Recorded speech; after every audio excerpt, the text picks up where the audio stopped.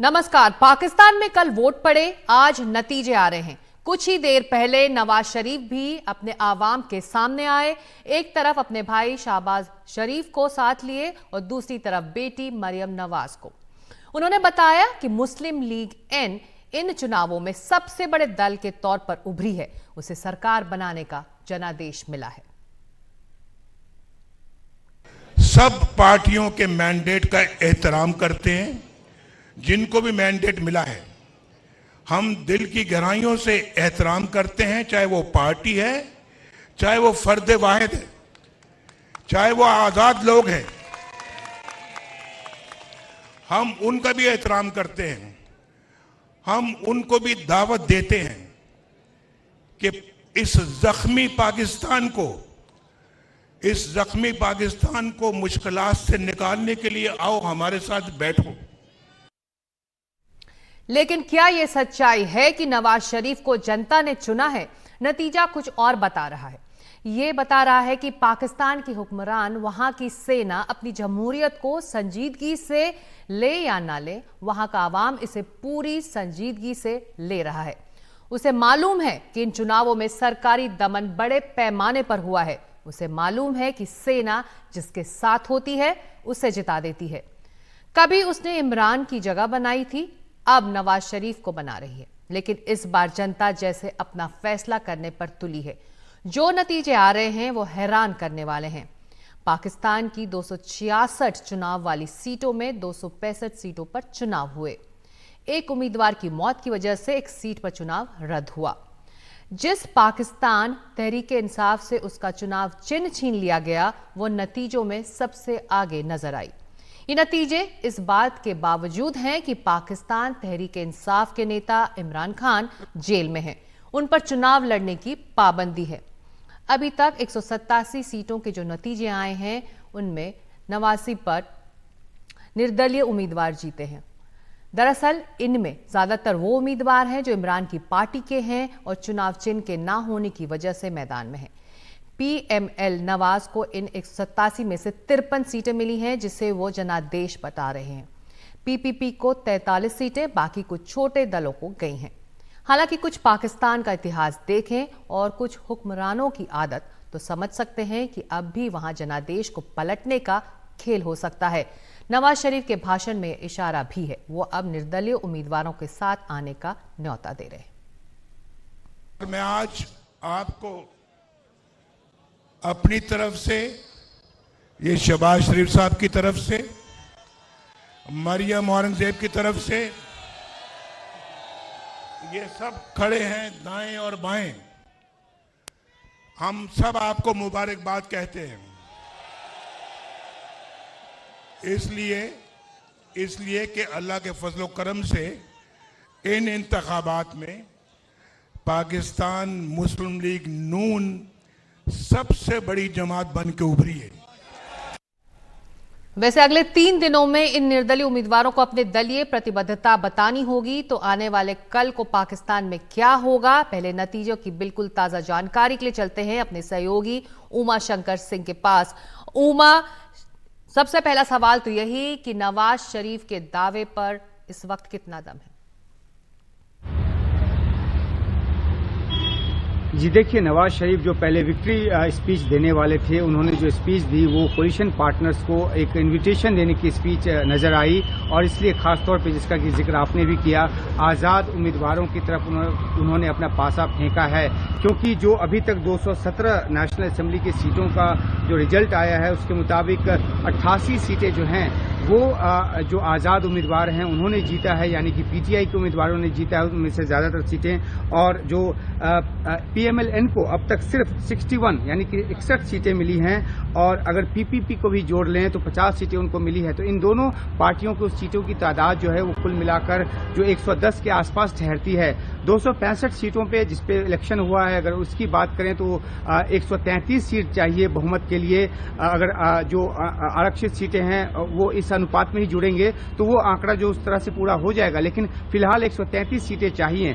अभी 52 सीटों के नतीजे आने बाकी हैं, तो अभी देखना होगा कि क्या PMLN और PPP दोनों मिलकर 133 सीटों का आंकड़ा 265 में पार कर पाती है या नहीं। और जो आजाद उम्मीदवार हैं, क्योंकि वो पीटीआई से एफिलिएटेड है, पीटीआई के समर्थन से वो जीत कर आए हैं, लेकिन क्योंकि 3 दिनों के भीतर उनको अपना एक एफिलिएशन शो करना है, तो क्या पर्दे के पीछे से कोई ऐसा खेल होगा जिसके बदौलत जो है वो इन उम्मीदवारों में से अधिकतर उम्मीदवारों को या इतने उम्मीदवारों को जो कि 133 का आंकड़ा पूरा करने के लिए जरूरी हो, क्या उन पर दबाव डाला जाएगा कि वो पार्टी के पीएमएलएन या पीपीपी ज्वाइन करें। तो ये एक ऐसा खेल है जो आगे आने वाले समय में खुलेगा। लेकिन जिस तरीके से शहबाज शरीफ ने 2 दिन पहले एक बयान दिया था कि अगर एक सिंपल मेजोरिटी भी आती है तो नवाज शरीफ प्रधानमंत्री होंगे, और अगर वो मेजोरिटी नहीं आती है, किसी तरह की गठबंधन सरकार बनने की सूरत हाल आती है, तो फिर कंसेंसस के जरिए जो है प्रधानमंत्री चुनने की प्रक्रिया आगे बढ़ाई जाएगी। तो क्योंकि अब एक फ्रैक्चर्ड मैंडेट है, वो साफ दिख रहा है पाकिस्तान के इस चुनाव के बाद, तो ऐसे में शहबाज शरीफ एक कंसेंसस कैंडिडेट हो सकते हैं। इसलिए नवाज शरीफ ने अपने स्पीच में अपने भाई को इस बात की जिम्मेदारी दी कि वो तमाम दूसरी पार्टियों से बात करें। लेकिन सबसे अहम बात यह है कि जिस तरीके से उन्होंने बात की है आजाद उम्मीदवारों को अपने साथ आने की, तो या तो वो स्वेच्छा से आएंगे क्योंकि पीटीआई एक पार्टी के तौर पे अभी मान्यता प्राप्त नहीं है, इलेक्शन कमीशन ऑफ पाकिस्तान ने उनकी मान्यता जो है इस लिहाज से खत्म कर दी हुई है, या उनका जो चुनाव चिन्ह है बैट इस लिहाज से छीन ली हुई है क्योंकि जो आंतरिक चुनाव है पाकिस्तान तहरीक इंसाफ पार्टी का वो समय पे नहीं कराया गया। और इसलिए जो अब आजाद उम्मीदवार हैं उनके सामने सबसे बड़ी चुनौती नेतृत्व की है। इमरान खान जो है वो जेल में है, वो बाहर अगर होते तो शायद इन जो उम्मीदवार जीत कर आए हैं उनको एकजुट रखने में कामयाब हो पाते। लेकिन अब क्योंकि ये एक ऐसी स्थिति है जहां पे नेतृत्व का संकट है पीटीआई के सामने, और ऐसे में चुनौती उनको अपने तमाम साथियों को एकजुट रखने की होगी। और ऐसे में जब नवाज शरीफ इस बात को पिच कर रहे हैं और उनके पीछे बताया जा रहा है कि पाकिस्तान की सेना है, तो देखना होगा कि आजाद उम्मीदवारों का अगले 3 दिनों में क्या एक नुक्ते नजर होता है और किस तरीके से वो अपने आप को इंटैक्ट रखते हैं या किसी पार्टी के साथ अपना एफिलिएशन करते हैं और नवाज शरीफ की सरकार या पीएमएलएन की सरकार आगे बनाने के लिए कुछ देर पहले जो आप बात कर रहे हैं पर्दे के पीछे, लेकिन पर्दे के पीछे तो खेल शुरू हो चुका है। जी बिल्कुल, पर्दे के पीछे खेल जो है वो चुनाव के पहले ही शुरू हो चुका था, और इसलिए पूरी तरह से नैरेटिव बनाने की कोशिश हुई कि इस चुनाव में पीएमएलएन जो है वो बड़ी एक जीत हासिल करने जा रही है। और हमने देखा, और पीटीआई की तरफ से जिस तरह के आरोप लगाए गए और वो एक सबूतों के तौर पे भी सामने आया, जिस तरह से आनंद फानन में जो इमरान खान को अलग अलग 4 मामलों में 34 साल की सजा दे दी गई।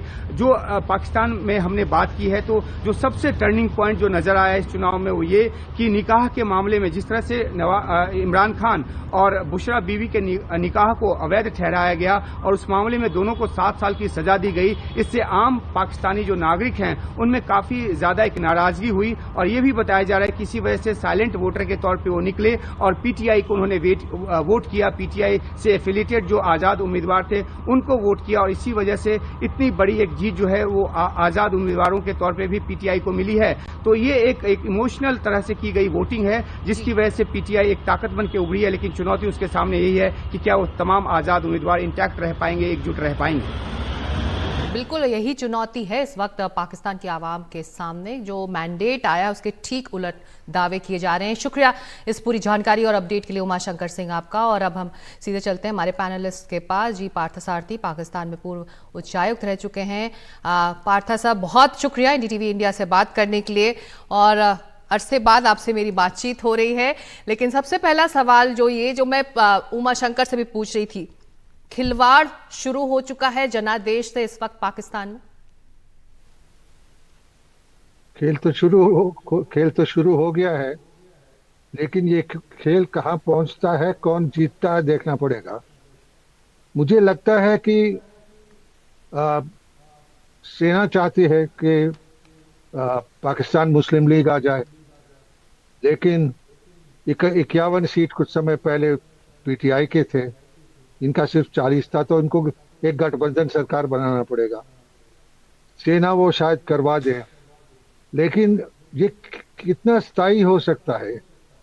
हमें ये एक बात समझना चाहिए कि जहां तक नेता की लोकप्रियता हो, ये इमरान खान के सामना नहीं कर सकते। ये आज की असलियत है पाकिस्तान में। तो जहां भी जाएं इनके पीछे इमरान खान पड़ेंगे, और लोकप्रियता उनका है, शरीफ का नहीं। ये शरीफ साहब तीसरी बार बन रहा है। जब मैं पाकिस्तान में था 2 बार, एक बार ये मंत्री थे और उसके बाद जब मैं राजदूत बनकर गया तो ये प्रधानमंत्री थे। हम्म। ये एक विषय पर ध्यान रखना नहीं जानते। हम पहुंचे वहां, वाजपेयी जी आए तो बहुत इन्होंने प्यार में किया, और उसी समय उनकी फौज चढ़ रही थी कारगिल पर। जी। तो इमरान खान पर तो वो सीधा है। वो जब क्रिकेट खेलते थे 1982 को, मैंने गावस्कर के टीम के साथ उन्हें खेलते देखा है। वो तो वो खुलेआम कहते थे कि वो हिंदुस्तानी को अपने दुश्मन समझते हैं। तो नवाज शायद और जी। वो समझदार बन तो गए हों। आप कह रहे हैं पार्थसारथी जी, आप कह रहे हैं कि खेल शुरू हो चुका है। आफ्ताब मुगेरी जो वरिष्ठ पत्रकार पाकिस्तान से इस वक्त जुड़ रहे हैं, उनसे जमीनी हकीकत जानना चाहेंगे। जो असल खिलाड़ी है, जो पेशे से खिलाड़ी है, वो तो जेल के अंदर है आफ्ताब साहब, लेकिन बाहर किस तरह का खेल हो रहा है? हम सब ने नवाज शरीफ को अब से कुछ देर पहले सुना। देखिए जी, नवाज शरीफ ने आज बिल्कुल अपनी कह सकते हैं कि स्पीच पे वाज़ेह तौर पे कहा कि हमने मिलकर इस मुल्क को, पाकिस्तान को, जो मुख्तलिफ इस वक्त इश्यूज हैं पाकिस्तान को, 2-4 हैं, उससे इस मुल्क को निकालना है। उन्होंने पड़ोसियों से अच्छे नाते बनाने की भी बात की। मैं समझता हूँ बड़ा अहम है। हम भी आज अपने प्रोग्राम में यही डिस्कस कर रहे थे कि भारत जी। बड़ा अहम हमारा पड़ोसी मुल्क है, और जो भी हुकूमत आए, पहले भी इमरान खान लेकिन जब जो आए थे तो उन्होंने मैंडेट अपने है वो उनके हक में तो जाता दिखा नहीं है अभी तक नवाज शरीफ के, तो ऐसे में वो किस हैसियत से बाहर आकर ये बातें कह रहे हैं आफ्ताब साहब? देखिए, इस वक्त अगर 50 के करीब सीटें जो हैं पाकिस्तान पीपल्स पार्टी के पास हैं, और उन्होंने आज जो उनके छोटे भाई हैं और साबिक प्राइम मिनिस्टर भी रहे शहबाज शरीफ की, उन्होंने कहा ड्यूटी लगाता हूं कि वो जाएं इस्लामाबाद, और इस्लामाबाद में जो पाकिस्तान पीपल्स पार्टी के सरबराह हैं और साबिक प्रेसिडेंट पाकिस्तान हैं आसिफ अली जरदारी साहब, उनसे बात करें, क्योंकि उनके पास 50 सीटें अभी तक जो आई हैं वो हैं। और इसके साथ मुत्तहिदा कौम पाकिस्तान एक सियासी जमात बड़ी अहम है जो कि कराची से भी जीतते आती है। तो कहने का मकसद ये है कि अगर नवाज शरीफ इंडिपेंडेंट की तरफ ना भी जाए और 50 सीटें उनकी लेकर और मुत्तहिदा कौमी मूवमेंट को साथ मिलाता है, तो वो अगली हुकूमत बना सकता है।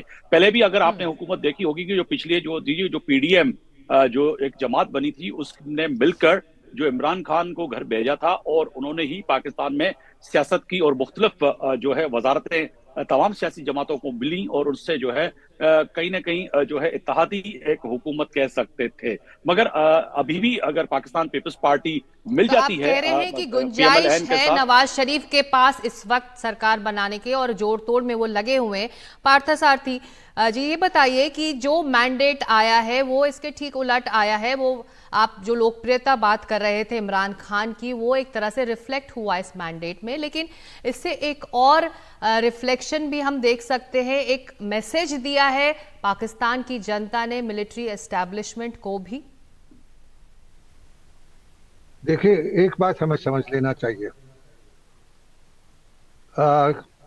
मेरे दोस्त थे वहाँ पाकिस्तान में, तो मैं पूछ रहा था कि सेना चलाते हुए आप चलते कैसे हो। इसे देखे, पाकिस्तान जो है उनको ये जो लेटर ए है, 3 एस पर चलते हैं: अल्लाह, आर्मी और अमेरिका। अच्छा, तो बात यह है, अमेरिका इमरान खान को पसंद नहीं करता। नवाज साहब ने अच्छे रिश्ते बना रखे थे अमेरिकनों के साथ, तो बाहरी समर्थन जो है वो अमेरिका का आएगा, जैसे उन्होंने कहा अल्लाह, आर्मी एंड अमेरिका। जी। चीन तो किसी को भी समर्थन देगा। तो जैसे कि हमारे भाई साहब ने कहा था, पत्रकार अमेरिका के, ये इनको जो फौज है वो इनको मौका देगा सरकार बनाने के लिए। कितना दिन चलेगा नहीं चलेगा वो दूसरी बात है, देखेंगे। हम चाहते हैं कि एक पाकिस्तान में स्थिरता हो, एक वो आर्थिक तौर से आगे निकले, ताकि उनके साथ जो इकोनॉमिक रिलेशंस हैं, आर्थिक संबंध हैं, उसको हम निकट बना सकते हैं। लेकिन जो जो मैं शरीफ साहब को बहुत दिनों से जानता हूँ, वो कई ख्यालात आते हैं उनके मन में। जैसे कि मुशर्रफ ने कहा कि पहाड़ में चढ़ जाए वहां कारगिल में तो हमको श्रीनगर दिखाई पड़ेगा। तो जी और ये खुद कश्मीरी हैं, तो इन चीजों से वे डाइवर्ट हो जाते हैं। लेकिन मैं समझता हूँ इस बार जिम्मेवारी से काम लेंगे। हम चाहते हैं कि पाकिस्तान में स्थिरता हो। हम चाहते हैं कि उनको आर्थिक सद्भाव के एक भावना आना चाहिए और आर्थिक संबंधों को बढ़ाना चाहिए। लेकिन जी। एक बात यह है, पाकिस्तान का फौज जो है उसकी जो प्राथमिकता है वो दूसरे हैं। हम्म। तो इमरान साहब के साथ अच्छे संबंध को जरूर प्रयास कीजिए, लेकिन याद रखिए कि आप पीछे कौन है। जब मैं गया था तो वाजपेयी जी वहां आए, उनका स्वागत हुआ बहुत। और जब वो स्वागत होते हुए हो जी रहा है, उनका फौज कारगिल पर चढ़ रही थी। जी। और अब फिर पाकिस्तान जानते हैं उसका नतीजा क्या निकला। हम्म। तो मेरे ख्याल में बात यह है कि हमारे तरफ से उनकी उन अंदरूनी मामले से दूर रहना चाहिए। चलिए, ये उनकी समस्याएं पर हैं, हम सरहद के इस इस पर पार हमें कोई। बैठकर उनके चुनावों पर नजर तो रख सकते हैं, बातचीत जरूर कर सकते हैं। आप दोनों से ये बातचीत जारी रही। हम ले रहे हैं छोटा सा ब्रेक और उसके बाद लौट रहे हैं इसी बातचीत पर।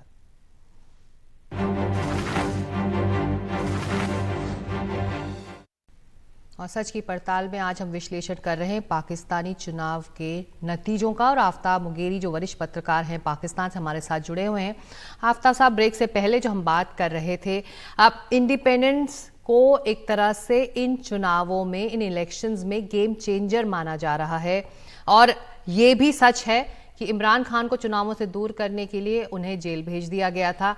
और उनके जो समर्थक हैं, जो उनके जो इंडिपेंडेंट कैंडिडेट्स हैं, वो एक तरह से पॉपुलर वोट लेकर जीते भी हैं। तो इसको आप किस तरह से एनालाइज करेंगे?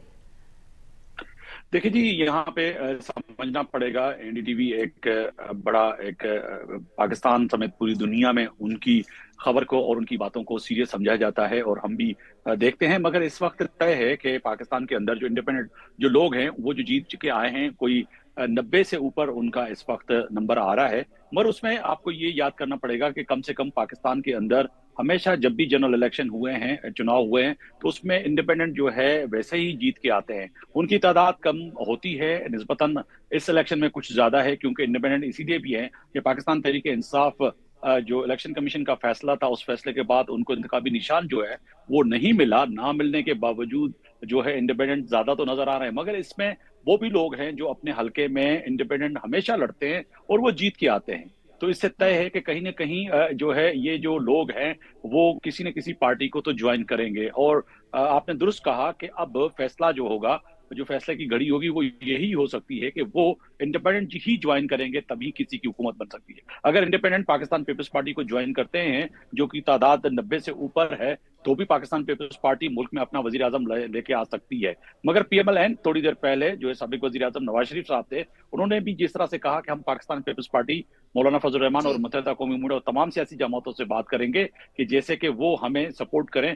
और तय है कि अगर हम जीत के भी आते, अगर हमारे पास मैंडेट मिल भी जाता और अक्सरियत से हम जीत के छोटा आते। सा सवाल, जो अब से कुछ देर पहले नवाज शरीफ ने कहा है, उनके दावे में दम है, आप कह रहे हैं?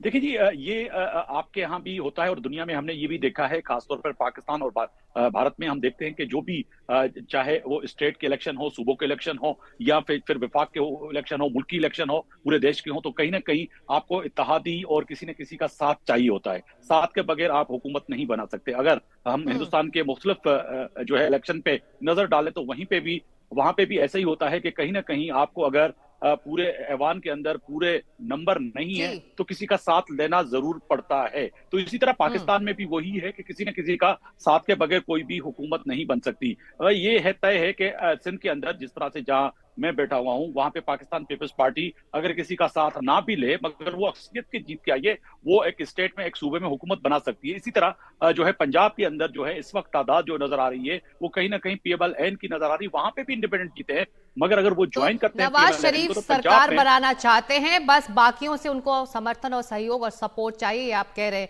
बहुत शुक्रिया, इतना ही वक्त था इस एनालिसिस के लिए, लेकिन सच की पड़ताल में आज इतना ही। लेकिन एनडीटीवी इंडिया में लगातार खबरें जारी रहेंगी। शुक्रिया आफ्ताब मुगेरी साहब हमसे बात करने के लिए।